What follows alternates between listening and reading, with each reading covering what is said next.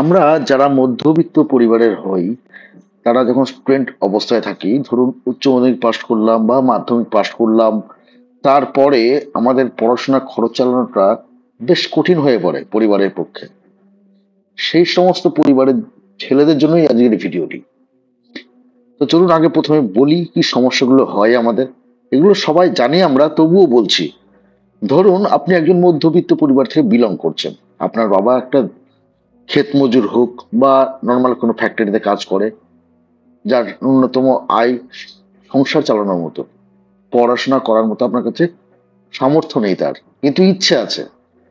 সেই ক্ষেত্রে আমাদের সেই বাড়ির ছেলে মেয়েরা কি করি, আমরা একটা পার্ট টাইম জব খুঁজতে যাই। আমরা একটা ইনকাম অফ সোর্স চাই, যাতে আগামীতে এই পড়াশোনাটা চালিয়ে যেতে পারি আমরা। তো সেই চালিয়ে যেতে গিয়ে আমরা অনেকে দিশেহারা হয়ে যাই, এবং অনেকেই আছি যারা ওই পার্ট টাইম জবটাকেই পরবর্তীকালে ফিউচারে লং টাইম বা লাইফ টাইম জব করে ফেলি, এবং ভুল ঠিকানায় পা দিয়ে সারা জীবনটাকে পস্তাই আমরা। তো প্রথমে বলবো, আমাদের মধ্যে একটা ধারণা আছে, আপনি দেখবেন যে আমাদের কোনো বন্ধুদের মধ্যে যদি সাপোজ কেউ একজন বিদেশ থেকে আসলো, তাহলে তাকে নিয়ে আমরা বেশি মাতামাতি করি। কেন মাতামাতি করি?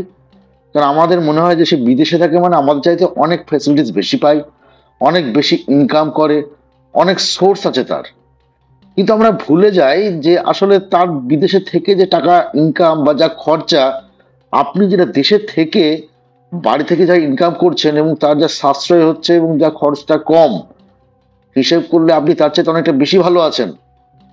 বা ইনকামের তুলনা করতে গেলে দেখা যাবে যে আপনি যা আয় করছেন তার অর্ধেক আয় উনি করছেন, বা ওনার সেভিংস ততটুকু নেই। কিন্তু যেহেতু উনি ওই জবটাকে করে ফেলেছেন, উনি আর বেরিয়ে আসতে পারছেন না তার থেকে, সেই কারণে তিনি জবেই পড়ে আছেন। সেটা আমরা বুঝতে পারি না। আমরা সাধারণ মানুষ ভাবি যে উনি বিদেশে আছেন মানে খুব সুখে আছেন। এটা একটা ভ্রান্ত ধারণা। আপনাকে বুঝতে হবে পয়সার মূল্য আর ডলারের মূল্য, এর পার্থক্যটা কোথায়।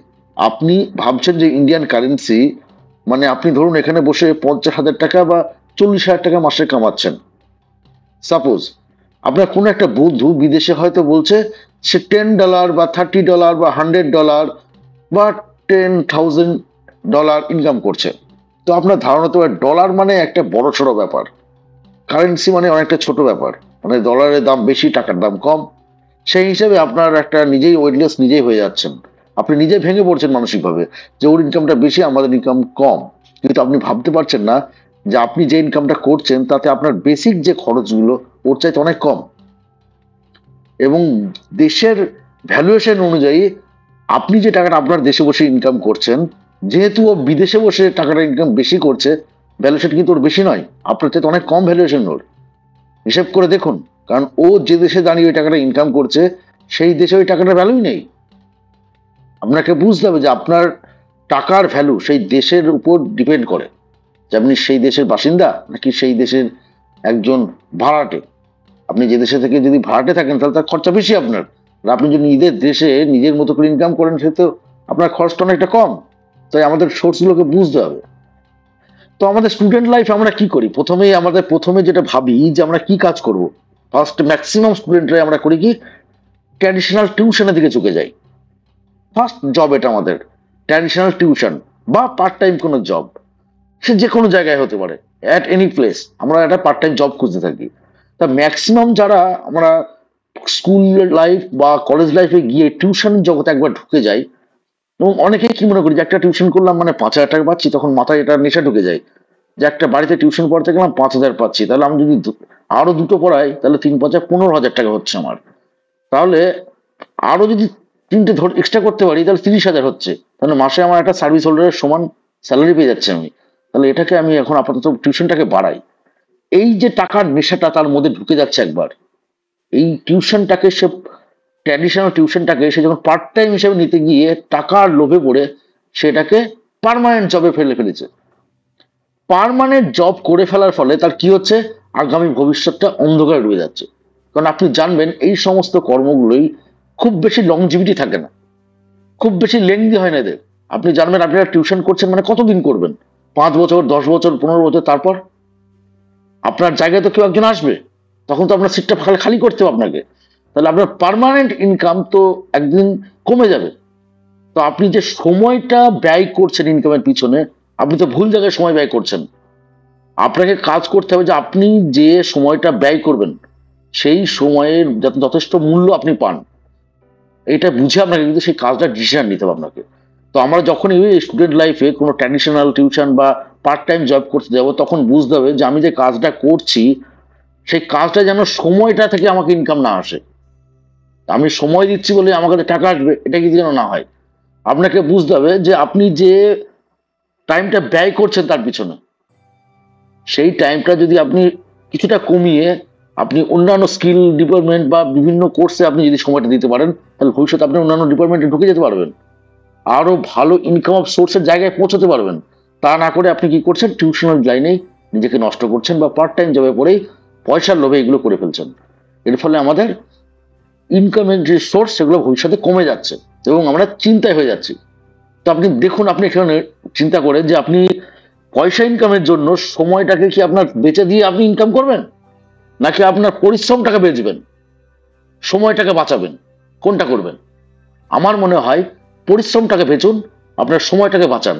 আপনি যদি সময়টাকে বাঁচাতে পারেন তাহলে সেই বাঁচানোর সময়টা আপনি অন্যান্য স্কিলের ক্ষেত্রে আপনি নিজেকে ঢোকাতে পারবেন এবং সেক্ষেত্রে আপনার কি হবে, আপনার যোগ্যতা বাড়বে এবং যোগ্যতা বাড়লে কিছুদিন পর যখন পড়াশোনা শেষ হয়ে যাবে তখন আপনি ভালো জায়গায় চাকরির জন্য অ্যাপ্লাই করতে পারবেন, বিভিন্ন ব্যবসার মধ্যে ঢুকতে পারবেন।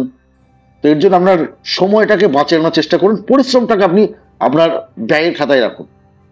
সেকেন্ড বলবো কানেক্টেড বিজনেস। এটা কিছুটা আমাদের আমাদের খুবই পরিচিত। আমরা আমরা অনেকেই জানি যে আজকাল শহর অঞ্চলে বা গ্রামীণ অঞ্চলে দেশে বিদেশে যাওয়ার একটা ব্যাপার থাকে মানুষ, বা বিভিন্ন প্রাইভেট সেক্টরে কাজ করার জন্য লোক থাকে। তো আমরা কারো না কারো থ্রু দিয়ে তো যাই আমরা। আজকে ধরুন আপনি একটা কোনো কলেজে পড়াশোনা করছেন, তো আপনি কোনো একটা কাজ চাইছেন, তো কাজটা কাকে চাইবেন? কোন একটা কানেক্টেড ব্যক্তিকে।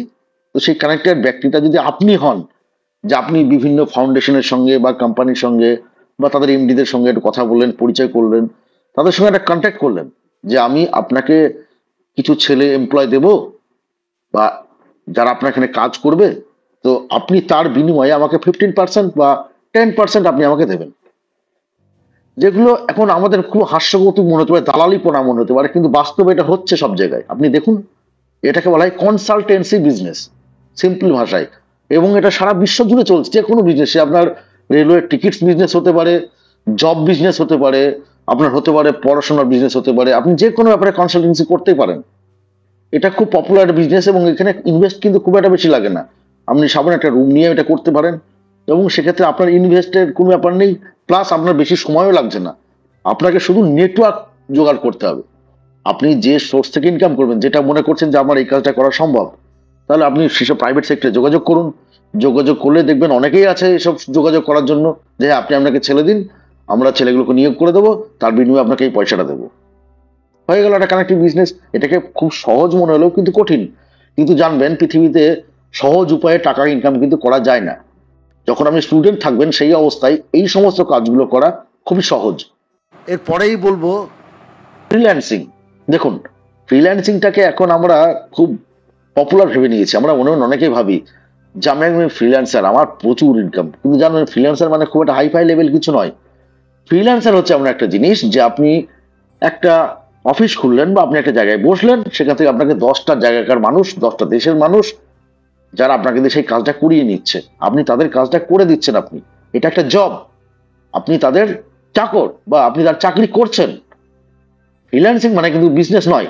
আমাদের একটা ভুল ধারণা। আপনি ফ্রিল্যান্সিং নিয়ে অনেক কোর্স করতে পারেন অথবা আরো ডিপলি জানতে পারেন ফ্রিল্যান্স নিয়ে। তো যারা ফ্রিল্যান্সার হয় তারা কি করেন, সেই সমস্ত ব্যক্তিদের কাজগুলো একটা জায়গায় বসে করে দেন, এর বিনিময়ে তারা কিছু পয়সা পায়। তো সেটা হতে পারে যে আপনি যদি আপনার দেশে বসে সেই কাজগুলো করতে পারেন, বিভিন্ন দেশের সঙ্গে যোগাযোগ করে, সেক্ষেত্রেও প্রচুর ইনকাম সোর্স আছে। স্টুডেন্ট অবস্থায় এগুলো হামেশাই করা যায় এবং অনেক ক্ষেত্রে ফ্রিল্যান্সার প্রয়োজন হয়। আপনি শহর অঞ্চলে একটু কলেজগুলোতে খোঁজ নিয়ে দেখবেন, অনেক স্টুডেন্টই করছে ফ্রিল্যান্সারের কাজ। তো স্টুডেন্ট অবস্থায় এটা একটা ভালো পেশা। ফোর্থ বলবো ড্রপ শিপিং বিজনেস। দেখুন, ড্রপ শিপিং বিজনেস মানেটা সবাই জানি যে আপনি একটা জিনিস এখন দেখতে ফলো করলে পাবেন, বাড়ির যে কোনো গৃহবধূ হোক, স্টুডেন্ট হোক, বিশেষ করে মেয়েদের ক্ষেত্রে ড্রপ শিপিং বিজনেসটা ইজি হয়ে গেছে তাদের কাছে। আপনি দেখবেন অনলাইনে অনেক অ্যাপস আছে, যেরকম ধরুন সাপোজ মিশো বা শপিফাই, এই ধরনের অ্যাপস গুলো। আপনি দেখবেন সেখানে কিছু প্রোডাক্ট, দামি দামি শাড়ি, দামি দামি শার্ট, ঘড়ি, ব্যাগ সব বিক্রি হচ্ছে। আপনি কি মনে করছেন যে সেই ব্যক্তিটা কি দোকানে সাজিয়ে রেখেছে বাড়িতে, না সেই বাড়ির মেয়েটা বাড়িতে ঘড়ির দোকান খুলে রেখেছে, না কম্পিউটারের দোকান খুলে রেখেছে? সে কি করছে, কোন এক থার্ড পার্টির সঙ্গে কানেক্ট করে রেখেছে, দিয়ে তার ছবিগুলো ডাউনলোড করে সে ছাড়তে শুরু করছে। আপনি যখনই সেই মডেলটা চুজ করবেন, অর্ডারটা বুক করবেন, তখন সেই ব্যক্তিটাই ওই থার্ড পার্টি ব্যক্তিটাকে জানিয়ে দেবে যে আমার দুটো গ্রাহক এসেছে এই গেঞ্জিটার, আপনি এই গেঞ্জিটা আমাকে প্রোভাইড করুন। সেক্ষেত্রে আপনি যখন ওই টাকাটা তাকে পে করলেন, অটোমেটিক সে তার লাভটা রেখেই বাকিটা, যার কাছ থেকে মালটা নেওয়ার তাকে নিয়ে নিলেন, দিয়ে আপনাকে আপনার ঠিকানায় চলে আসলো ঠিকানাটা। মাঝখান থেকে যিনি ড্রপ সেভিং করছেন তার ইনকামটা হয়ে গেল, তার কিন্তু কোনো ইনভেস্ট লাগলো না, তার শুধু বুদ্ধিটা লাগলো। তাহলে ভেবে দেখুন, এটা খুব ইজিলি একটা পথ ইনকাম করা স্টুডেন্ট অবস্থায়। আপনি জানেন ছাত্র অবস্থা থেকে যদি আপনি ইনকাম সোর্সটাকে বুঝতে পারেন, তাহলে ভবিষ্যতে টাকার মূল্য কিন্তু আপনি বুঝতে পারবেন।